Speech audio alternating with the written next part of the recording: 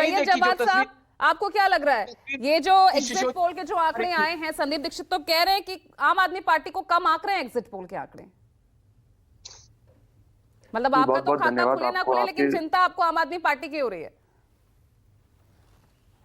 जी, बहुत बहुत धन्यवाद आपका, आपको और आपके सभी दर्शकों को मेरा जय हिंद जय संविधान। देखिए, एग्जिट झोल कहता हूं मैं इनको, और एग्जिट पोल नहीं कहता हूं, क्योंकि जितना मैं देखा, समझा और जमीन पर भी रहा, तो आपको बता दूं कांग्रेस का जो वोट बैंक है वो कांग्रेस को वापस आ रहा है।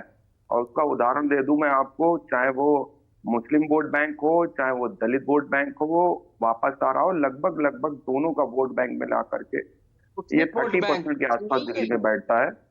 और उसके मैं जनक बीच अब में नहीं बीच में बोला नहीं, यासिर भाई। सैयद जी बीच में नहीं, आपको किसी ने नहीं नहीं टोका। ये जनक नहीं, मैं मैं आपसे बोलना भी यही चाहता आशा करती हूँ। दूसरी कि सबसे जनक बड़ी बात बताओ आपकी आपको, बारी आएगी तब आप बोलिएगा, दूसरी प्लीज। दूसरी सबसे बड़ी बात बताऊं, अरविंद केजरीवाल साहब के भी लोगों ने काम को देखा, और हैरत की बात यह है, जैसी मैं उपला के अंदर देखा तो उपला के अंदर अरविंद केजरीवाल साहब नहीं आए।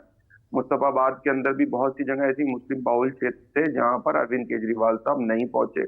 और आज भी जो समस्याएं थी, जो प्रॉब्लम थी, वो तस की तस मतलब बनी ये भी हुई अपने है। आप में एक स्टोरी की था कि ओखला में भी सबसे कम वोटिंग हुई है। ओखला भी उन इलाकों में से नहीं, एक था जहां पर पहली बार ऐसा हुआ 54% वोटिंग।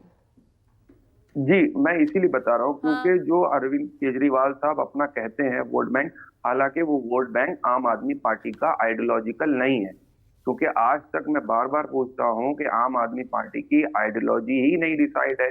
कभी वो हिंदुत्व की आइडियोलॉजी पे चले जाते हैं, कभी वो लेफ्ट की आइडियोलॉजी पे चले जाते हैं, कभी जो है वो कांग्रेस की जो आइडियोलॉजी होती है उसको चुराने की कोशिश करते हैं। कोई आइडियोलॉजी ही नहीं है। यहाँ पर आइडियोलॉजिकल वोट बैंक भी बहुत है।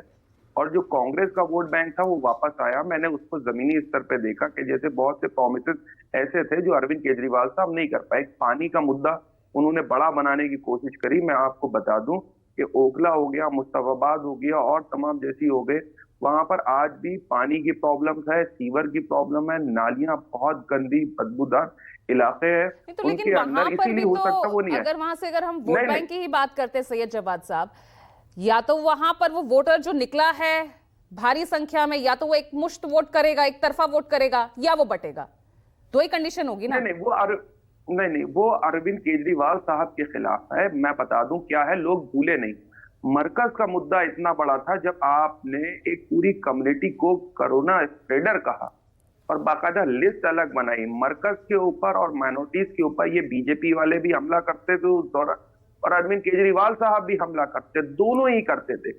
अच्छा, जनता क्या करती है, वो मौका आने पर जवाब देती है, उस वक्त तो कुछ नहीं करेगी। इतना बड़ा CAA का आंदोलन हुआ, शाहीन बाग के आंदोलन को इंटरनेशनल कवरेज मिली, लेकिन अरविंद केजरीवाल साहब नदारत रहे। उसके बाद इलेक्शन हुआ था, वो स्टेटमेंट गृह मंत्री साहब ने दिया था कि इतना जोर से बटन दबाना कि बटन जो है बाबरपुर में दबाना वो करंट शाहीन बाग को लगे। तो उस वक्त माइनॉरिटीज ने और लोगों ने सोचा कि नहीं, जिस तरीके कम्युनल पॉलिटिक्स है उसको रोका जाए।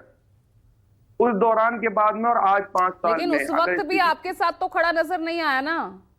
ये आप सोच रहे हैं कि उस वक्त का जो है असर आज हमें इस इलेक्शन में देखने को मिलेगा। मैं आपको बता दूं, वैभव श्रीवास्तव, जब जब जब जब सेंटर में कांग्रेस मजबूत होती है, स्टेट्स के अंदर उसका रिफ्लेक्शन होता है और कांग्रेस आप सबको चौंका देगी। जितने लोग अंडर एस्टिमेट कर रहे हैं कांग्रेस को, 8 तारीख को देख लीजिएगा क्या होने जा रहा है। एग्जिट पोल में भी दहाई का आंकड़ा पार नहीं कर रहे हैं।